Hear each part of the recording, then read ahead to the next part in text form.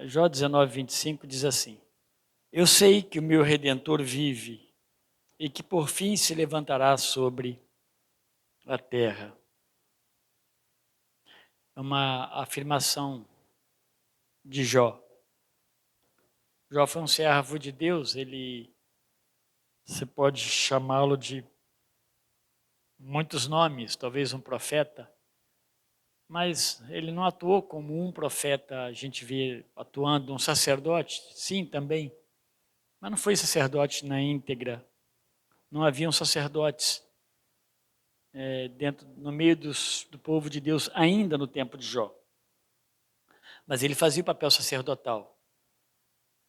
Jó pode ter sido um servo de Deus numa época diferente de todos os demais, né? Pelo tempo que eles calculam que Jó escreveu, que Jó viveu, é um tempo em que é bem lá nos primórdios da criação. Aparentemente, Jó estava adiantado no seu tempo com relação ao entendimento de Deus. Mas o entendimento de Deus dele era muito claro. Quem era Deus, quem era ele, como ele deveria viver como filho de Deus. Por isso que ele fala no verso 25, é isso, 25. Ele diz que eu sei que o meu Redentor vive e que por fim se levantará sobre a terra. Ninguém tem muita dúvida de que essa é uma palavra com referência messiânica, né?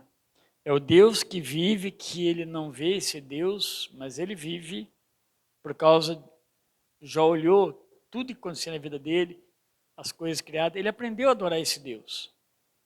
Mas ele afirma que um dia ele se levantará sobre a terra. E isso é a gente tem que conectar isso com a promessa da manifestação de Deus através do Messias. Isso é maravilhoso. Porque Deus falou do Messias lá no princípio, em Gênesis 3,15. Deus falou daquele que esmagaria a cabeça de serpente. Jó não tinha dúvida. Um dia Deus vai, de fato, derrotar a morte, a casa dele, quando aconteceu morte, tragédias, né? E ele diz que um dia o Senhor se manifestaria como o Redentor. E ele veria, né? Ele se manifestaria diante do homem e sobre a terra. Graças a Deus por isso. A verdade é que Deus se manifestou em Cristo.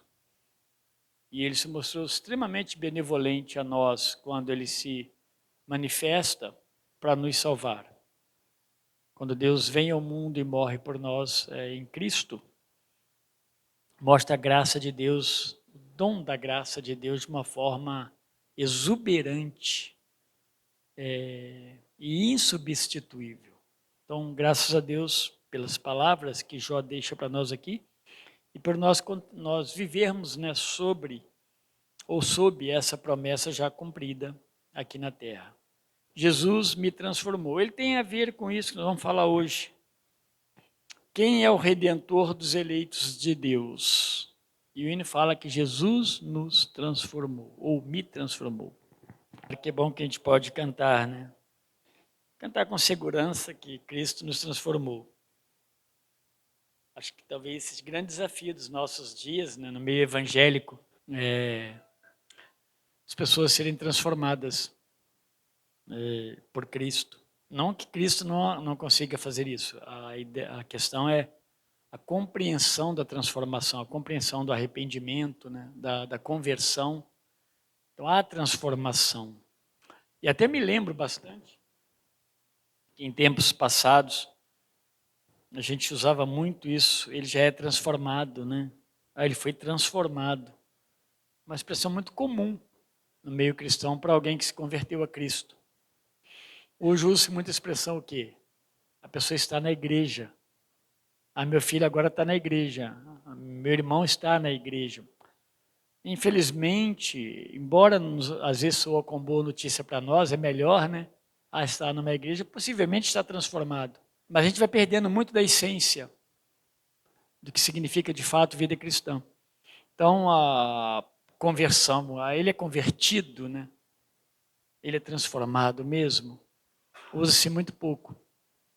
Eu não sei quando Mas eu me lembro de um fato muito característico que marcou para mim, que eu perguntava para a pessoa se o fulano de tal era convertido. E a pessoa me respondia, não, ele está na igreja, pastor. E eu falava, não, mas ele é convertido, se ele teve uma experiência com Cristo, transformação. Não, ele agora está na igreja, está firme, está fazendo tudo. Não me alegrou muito a resposta. Porque a gente tem muita gente, muitas pessoas dentro das igrejas que elas estão com atividades, ativismos, né? E elas estão atribuindo a esse tipo de atitude e de ação a salvação, e não é verdade. Por isso que a experiência desse hino, por exemplo, é uma experiência profunda.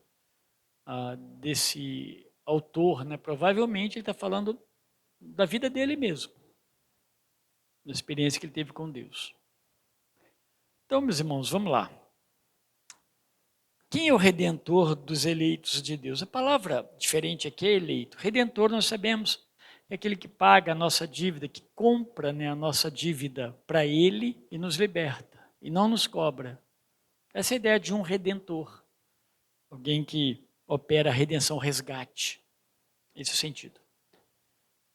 O eleito é aquele que Deus chamou para a salvação. Essa é uma das questões menos compreendidas também no meio dos evangélicos.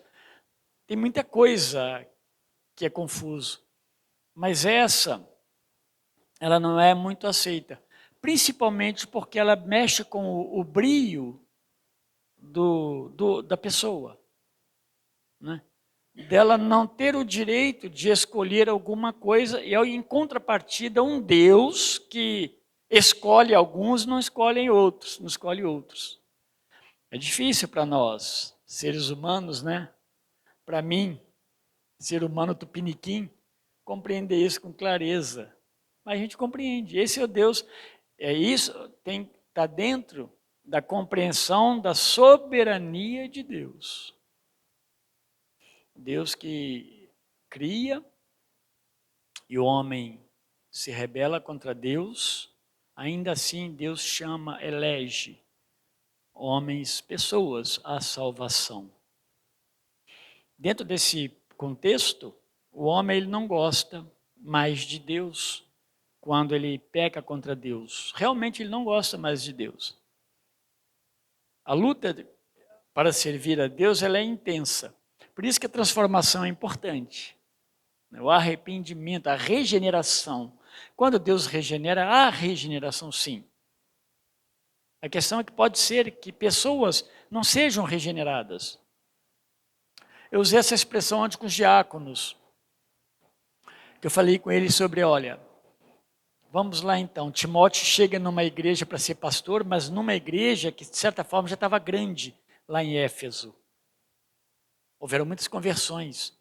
Foi traumático o evangelho em Éfeso, a forma como Paulo pregou certo, mas pessoas se convertem de magias, outros negociavam imagens pequenas, lembrancinhas da deusa Diana, e a cidade começou a entrar em crise financeira por causa das conversões. Então você imagina que houveram muitas conversões. Bom, agora a igreja está grande, tem presbíteros lá, e Paulo manda Timóteo para coordenar o trabalho, formar mais, mas coordenar, criar e ensinar esse pessoal e combater as heresias. Né?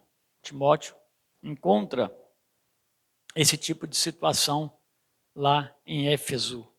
Então eu estava dizendo o seguinte, que dentro da igreja de Éfeso tinha pessoas pecadoras, todas elas convertidas. Esse é um tipo de cristão que tinha lá. Pecadoras, como nós, convertidas. Amavam a Deus, amavam a Cristo, amavam o Evangelho. Eram pecadoras. Se arrependiam de seus pecados, confessavam a Deus, estavam firmes, desejavam servir, desejavam trabalhar no reino de Deus. Pecadoras que amavam a Deus. Pessoas que eram convertidas, mas não comprometidas com Deus, mas convertidas. E é difícil a gente compreender muitas vezes isso, mas elas estão aí. Elas não são 100%, a gente começa a julgar com as nossas medidas, né? Ah, fulano de tal não deve ser convertido. Não, são pessoas convertidas, mas que elas não se empenham, elas precisam ainda ter um trabalhar, quem sabe, de Deus, um operar fora daquela normalidade, para que ela seja ajustada às coisas de Deus. Talvez ela precise ser confrontada em alguma coisa, talvez uma idolatria dela precisa acabar, ela precisa se decepcionar com essa idolatria, para que ela volte plenamente para Deus. Aquilo que faz... Por exemplo, tem pessoas que gostam de viajar. Eu lembro muito de chácara, mas não vou usar o exemplo da chácara, não. E elas viajam só fim de semana, porque elas só folgam fim de semana. Todo fim de semana eles vão viajar. São pessoas não convertidas? Possivelmente são convertidas. Nós não conseguimos, né, medir isso. Mas é estranho, né? Quase todo fim de semana ela está viajando. É aquela ideia da chácara, lembra? Chácara, quando o crente compra chácara, ele não é muito firme. No fim de semana ele vai ficar lá na chácara, porque sempre recebe pessoa, parente, amigos e tal.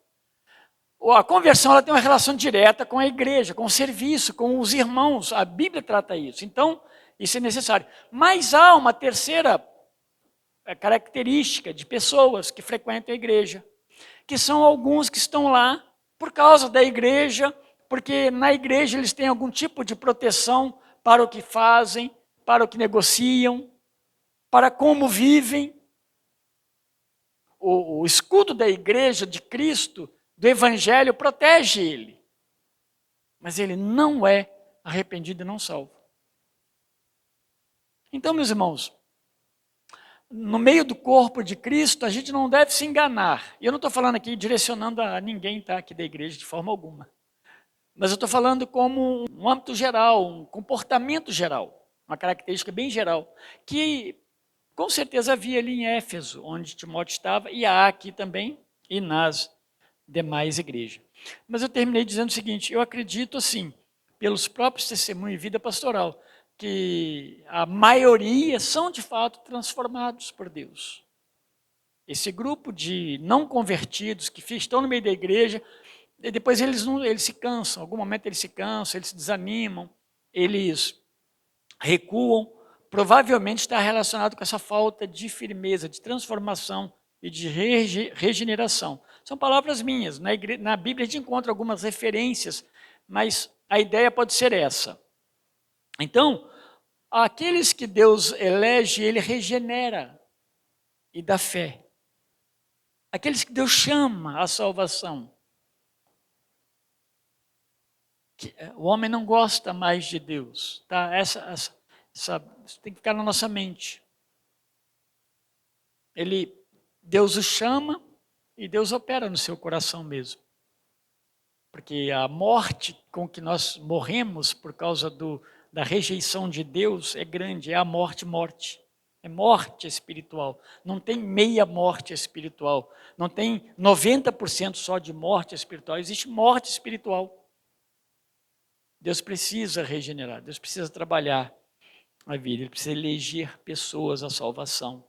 Agora é um segundo momento, a segunda recriação de Deus que Ele vai fazer. A resposta é: quem é o Redentor dos eleitos de Deus? O único Redentor dos eleitos de Deus, dos escolhidos de Deus, é o Senhor Jesus Cristo. Que sendo eterno, Filho de Deus, se fez homem. Olha quanta coisa tem aqui, hein?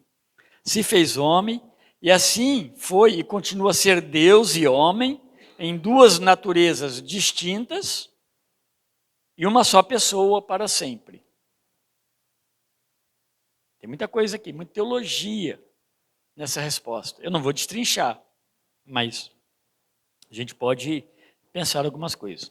Então, nas semanas que se passaram já, a gente vem tratando do estado de miséria e pecado em que o homem se encontra por causa da queda. Ele se afastou de Deus pela desobediência. Por causa disso, então, o que é que nós vimos? A ira de Deus, então, ela se manifesta a todos os homens. A ira de Deus é no sentido de que a condenação do homem, né, por causa do seu pecado.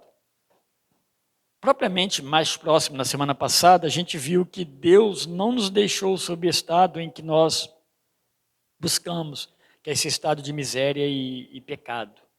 Deus vai encontrar o homem e ele vai buscar esse homem pecador.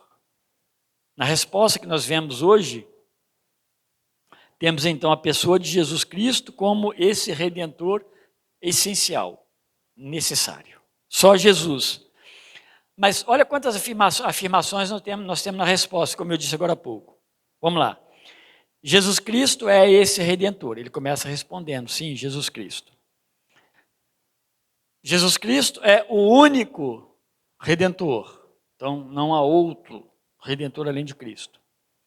Mas Jesus Cristo, ele é o Filho de Deus. Tá? Ele é Deus da mesma natureza e essência. Quando fala natureza e essência, é a mesma composição.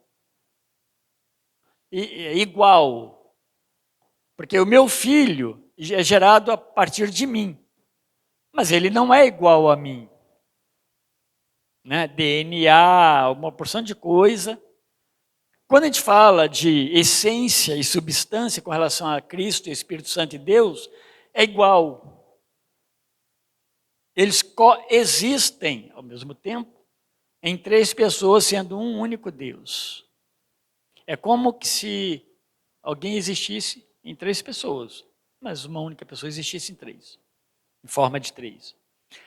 Nossa mente não alcança isso fácil. Não se assuste, porque a minha não alcança isso, mas é assim.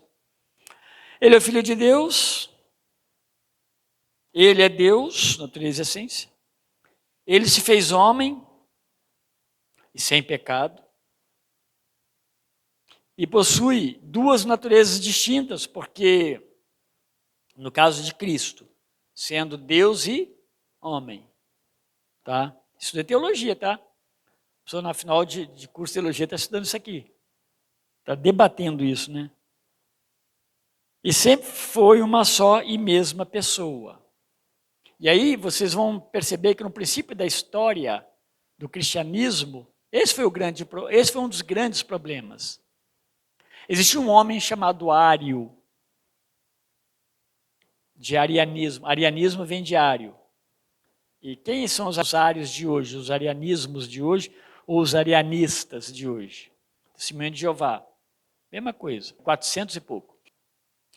E eles diziam que Cristo, ele foi criado por Deus. Então, Cristo é o primogênito. Ele usou o texto de Colossenses de forma errada.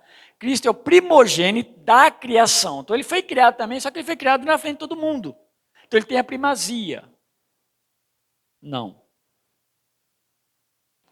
Cristo é de geração eterna, com Deus. Nós não sabemos quando. A Bíblia não está preocupada em registrar isso. E aí a igreja foi e corrigiu.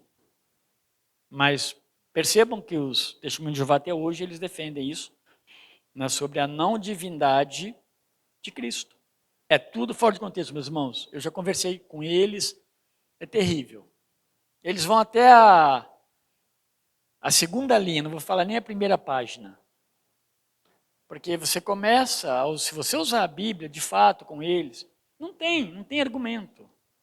Apelam muito, madeiro, mas a história do madeiro, da cruz, não é cruz, a Bíblia fala que é madeiro. Então, quer dizer, eles tiram todo um histórico e cravam uma coisa só para justificar o quê? Que Cristo não é o Filho de Deus. Aí existiu também docetismos na época que dizia que sim, Cristo, ele tem parte com Deus, porém, ele não veio ao mundo, porque se ele viesse ao mundo, Deus não se mistura com o homem. E o Deus que se faz homem é um deusinho. Entendeu? Então havia naqueles tempos também a história de que Cristo se manifestou como um fantasma, alguém que foi visto, mas ele não se fez homem, jamais se fez homem. Porque uma vez que ele se fez homem, ele se tornou como homem, e o homem é corrompido. Nisso eles estão certos, né, de ser corrompido. Mas anular a humanidade de Cristo não pode. Então quem ler a Bíblia e o Evangelho precisa entender isso. Porque são essas as questões que as pessoas te colocam diante, né, no dia a dia, tá? Vamos lá. Lá no Antigo Testamento, então, para a gente pensar um pouquinho sobre essa questão do resgate Cristo foi o nosso resgatador, tá? Lá no Antigo Testamento temos o ensino de Deus sobre a necessidade da subsistência. Vamos lá. Existir e precisar existir a base de sustento. As pessoas, então, elas podiam adquirir as suas terras, eles podiam cultivar, comprar terra e cultivar, e muitas vezes ela se tornava tão pobre, essa pessoa que adquiriu uma terra, por exemplo, que ela precisava vender sua terra, e até muitas delas, a Bíblia relata essas coisas, essa possibilidade. Elas precisavam trabalhar como empregados e como escravos naquela terra. É óbvio que dentro da visão judaica, o escravo ele não era como o escravo que a gente vê no século XVIII, né? Princípio do século XIX, obviamente, século XIX também, não é a mesma coisa. E aí, essa pessoa perdeu tudo. E lá no mesmo Antigo Testamento, era permitido que um parente desse homem, dessa família, pudesse comprar de volta a terra do parente pobre.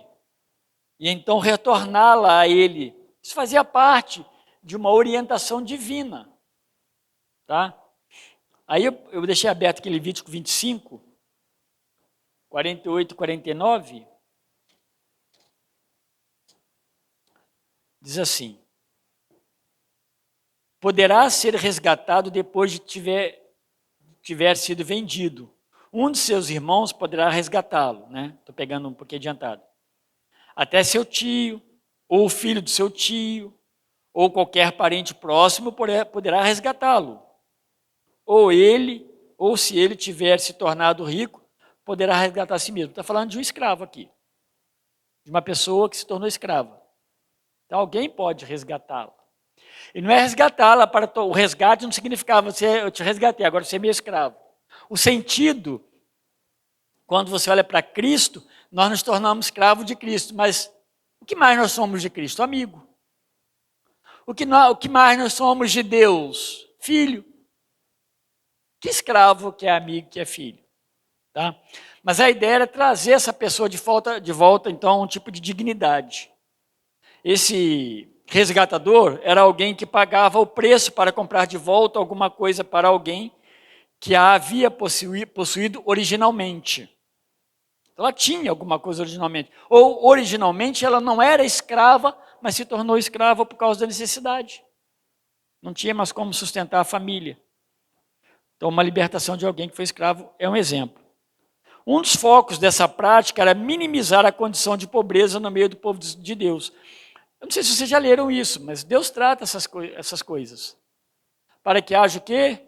Menos pobre em Israel. A visão de Deus, meus irmãos, por isso que o pessoal fala que Deus era comunista, dentro dessa perspectiva desumana do comunismo. Não. Deus ele sempre mostrou que o que é seu deve ser compartilhado por sua livre e espontânea vontade com o outro. Olha como é que é diferente. O que a Bíblia me ensina? Que o que eu tenho, eu devo compartilhar com o meu irmão. Eu não posso ver o meu irmão necessitando de alguma coisa e eu ficar esperando, olha, que Deus te abençoe. Vá com Deus. A Bíblia usa essa expressão, né? Despede, manda a pessoa com fome embora. Às vezes eu fico olhando o mineiro, aqui também nós temos isso, graças a Deus. Na comunidade nossa, sim, mas de forma geral, não. Mas o mineiro ele é tão comum dele que você não consegue sair dentro da casa dele sem comer alguma coisa, tomar um café muito doce, né? Nós temos que participar. A natureza, o tipo de vida que eles têm. Então, minimizar a pobreza. Quando a igreja ela atua, o que ela está fazendo, na verdade, quando ela está atuando com relação a cuidar uns dos outros? No final das contas, ela está tirando aquela pessoa do seu minimalismo, da sua necessidade extrema. Está ajudando ela a continuar. Aí chega um estrangeiro, nós temos aqui na nossa igreja, e aí a gente deixa ele se virar, ele vai se virar, ele é um homem forte, ele vai se virar. Gente, né? Ele tem que olhar, fica acompanhando. E muitas vezes não precisa lançar a mão do que é nosso. E dividir, e agradecer a Deus por podermos dividir, não é verdade? Bom, está aí. Mas vocês já conseguiram fazer uma ligação com o significado desse resgate, essa redenção do escravo ou de uma terra, de alguém, com a sua vida? Né? Você já pensou nisso? Nós fomos criados sem pecado, mas Deus nos criou, nós pertencemos a quem? A Deus. De certa forma, mesmo aquele que não é resgatado, ele pertence a Deus por direito de criação. Mas estou dizendo assim, pertencíamos a Deus no aspecto de adoração, devoção. Pertencíamos a Deus. Mas nós desobedecemos o nosso Senhor, o nosso patrão, o nosso dono. E veio uma queda e nós empobrecemos espiritualmente. Nos afastamos do nosso Criador, o provedor, aquele que cuidava da nossa vida e nos tinha tudo perfeito e prometido com clareza e com certeza. Nossa vida estava segura. E Ele nos deu o que? Um resgatador. Na verdade, Deus nos resgatou em Cristo. Mas nós não podíamos fazer nada e nem merecíamos, porque esse é o sentido do dom da graça. O dom da graça ele se manifesta justamente porque você não pode fazer nada. E nem tem condições de fazer. Conseguiu pensar no resgate? Essa é a ideia de redenção. Quando você não podia fazer nada, estava morto, Deus agiu em seu favor ainda, sendo você pecador e distante de Deus. Essa prática do resgate mostrava algo impagável, porque um escravo, ele podia tentar se redimir, mas era muito difícil, né? Ele voltar à condição e pagar o seu tempo de escravidão.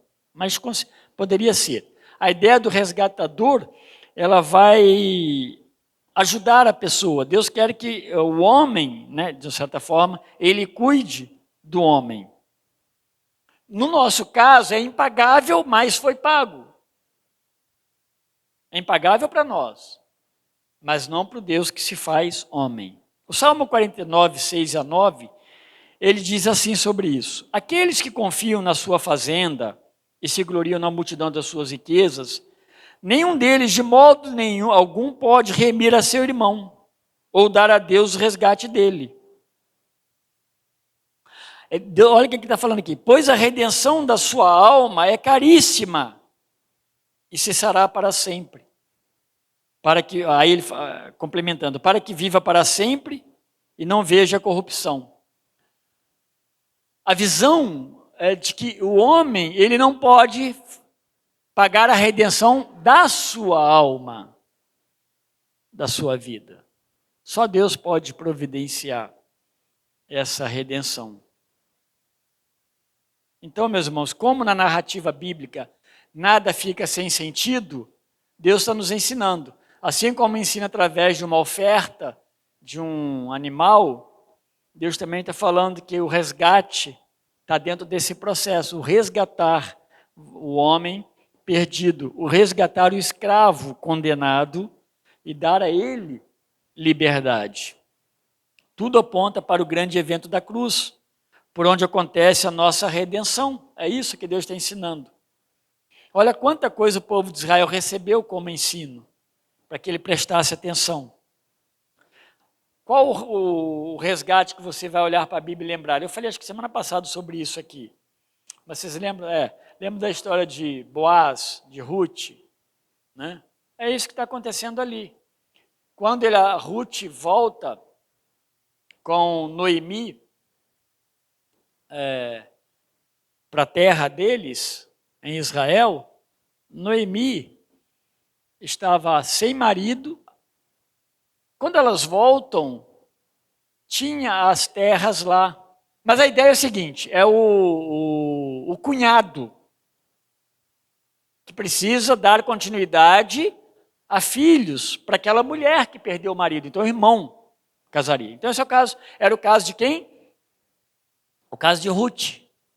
Então, ao mesmo tempo que estava funcionando aí a necessidade de remir, comprar a terra, mas também casar com Noemi. Por isso que ninguém quis casar, nenhum parente que tinha prioridade não casou com Noemi porque não queria casar com ela, não podia casar com ela por circunstâncias. Então, essa era a condição. Para quem comprasse as terras de Noemi, de resgatasse as terras, e para Noemi, né, Noemi que é a mãe, tinha que casar com quem? Com Ruth. E aí que entra Boaz, o remidor, ou o redentor também. Ideia. Ele casa com ela e faz esses dois papéis. Tá? A vida de Ruth muda da noite para o dia. Acontece a redenção por meio da cruz. A Bíblia ela vai clareando essa verdade de um resgatador ao longo da história, no meio de Israel. Eles aguardavam o resgatador, eles aguardavam o Messias de Deus para resgatar a sua alma. O povo sabia que precisava da sua alma, precisava de que o Messias resgatasse, precisava que Deus intervisse. Eles sabiam disso. Alguns momentos eles se desviaram das Escrituras. Jesus vai falar, olha, errais não conhecendo as Escrituras e nem o poder de Deus. Para que eles voltassem. Vocês estão errando nesse momento, né? Nesse ponto, porque o Messias está aqui, vocês estão diante de Deus. Estão recusando a salvação, né? o amor de Deus. Então eles aguardavam esse resgatador. Olha que Miqueias fala sobre esse resgatador prometido. E tu, Belém, Efrata, acho que é Miqueias 5, eu não anotei aqui, deve ser Miqueias 5:2, se não me engano. E tu, Belém, Efrata, posto que pequena entre as milhares de Judá, de ti me sairá o que governará em Israel, cujas saídas são os tempos antigos. Alguma tradução, tempos eternos. Desde os dias, aí termina, desde os dias da eternidade. Está falando de Cristo, do Messias eterno, coexistente com Deus. Então, tanto o Evangelho de Mateus quanto o Evangelho de Lucas, eles narram o nascimento de Jesus. Marcos e João não. Eles vão começar um pouco mais adiante e o foco central será outro. A Bíblia vai nos ensinar que ele vem do céu, Jesus, o Messias, o resgatador, e pelo poder do Espírito Santo ele é gerado do ventre ou no ventre de Maria e nasce como homem. Ou seja, Jesus nem sempre foi um homem, mas ele sempre foi o quê? Deus. Antes ele não foi homem como nós, mas ele sempre foi Deus. Mas ele se fez homem, e isso é verdade. Tá? Como homem, então ele viveu no ventre de Maria, como um bebê normal, 9 meses, ele foi criança, ele foi adolescente, ele foi jovem, e por fim ele foi um adulto, como acontece com todos os seres humanos. Como homem, ele teve fome, ele teve sede, ele teve cansaço, e eu estou dando essa ênfase para o Jesus homem, para que a gente olhe para um remidor, ou um redentor, falo, suficiente. Senão a gente vai olhar para a humanidade e vai olhar para nós, limitados, não. Ele teve sono, ele teve sentimento, ele chorou, ele pediu aos discípulos que fizessem companhia para ele no momento de angústia, estava sozinho. Mas mesmo assim, com todas essas necessidades, Jesus não teve pecado, embora tentado. Hebreus 4 fala sobre isso, versos 14 e 15. Ele não teve pecado. Ele não veio de Adão, mas ele vem do céu. Então ele não é um homem gerado pelo homem. Ele é gerado do céu, pelo poder do Espírito Santo. Essas são as nossas respostas. Eu li um artigo que a Valéria colocou hoje, li quase todo ele, Valéria. Aquele artigo muito bom, do pai assustado, do pastor assustado com o filho. Mesmo ensinando meu filho a vida toda dentro da igreja, chegou um momento que eu percebi que ele não tinha, ele mudou, entrou na faculdade e ele falou que a partir de então ele não seria mais crente. Mas criado, respondendo respostinhas prontas na escola dominical. O que ele começou a trabalhar? Realmente começou a trabalhar a fé daquele menino. Ele precisava responder, entender o Evangelho, para ele poder lutar as lutas do dia a dia. É o que nós precisamos, por nós nascermos de Adão. Sendo homem, ele limitou-se em muitas coisas como homem aqui na terra, mas ele nunca deixou de ser Deus. Isaías o descreve como quem? Emanuel, Deus conosco. Deus se fez homem. O que comprovava a sua divindade, então, quando se olhava para Jesus aqui na terra? Ele apresenta-se como Criador, quando dá ordem à tempestade. Nós vimos uma mensagem esses dias. A tempestade obedece a Jesus. Ele mostrou sua onisciência ao responder o pensamento de algumas pessoas. Lembra quando ele estava comendo sentado na casa de Simão lá, um homem rico? Então ele dá uma resposta para aquilo que Simão estava pensando. Jesus onisciente. Ele limitou muitas vezes seus poderes. Ele limitou. Em obediência a quem? Ao próprio Pai. Ele mostrou o seu poder quando curou as pessoas que estavam endemoninhadas. E a gente vê isso nas Escrituras, nos Evangelhos. Ele provou sua divindade diante dos judeus e todos nós quando ele ressuscitou quem? Mortos. Um deles, Lázaro. Ele é Deus porque ele por ressuscitar dos mortos e voltar para a presença do Pai, coisa que um homem nenhum fez. Isso aconteceu com Jesus. Então é verdade afirmar que Jesus é 100% homem e 100% Deus, que está na resposta que nós lemos ali. Assim, por ser Deus e homem, ele pode ser o nosso Redentor. Esse é o ponto. Como homem, ele pôde morrer, pagando o preço para nos resgatar. Então ele cumpre as exigências do parente resgatador, por seu nascimento de Maria, da linhagem de Adão. Lembra que eu falei? Ele não veio de Adão, mas ele nasce de Maria. Deus é perfeito, meus irmãos. Ele pôde cumprir. O homem que pôde morrer no lugar do homem. Ele cumpre, ele sendo Deus, reviveu e destruiu a morte, como Deus. Ele nos deu vida eterna, ao receber sobre ele mesmo a cruz e a ira de Deus, assim ele também tornou-se o nosso único mediador. Ele pôde ser o nosso mediador entre Deus e nós. Aí eu quero ler só um texto final, para terminar, que está em 1 Timóteo 2, versos 5 e 6, eu acho que ele resume bem tudo isso que nós estamos falando. 1 Timóteo 2, 5 e 6 diz assim: porque há um só Deus e um só mediador entre Deus e os homens, Jesus Cristo, homem, o qual se deu a si mesmo em preço de redenção por todos, para servir de testemunho a seu tempo. Qual tempo? Que testemunho? Né? Por que vocês vão para o céu? Por que vocês acham que vão um dia voltar para Deus?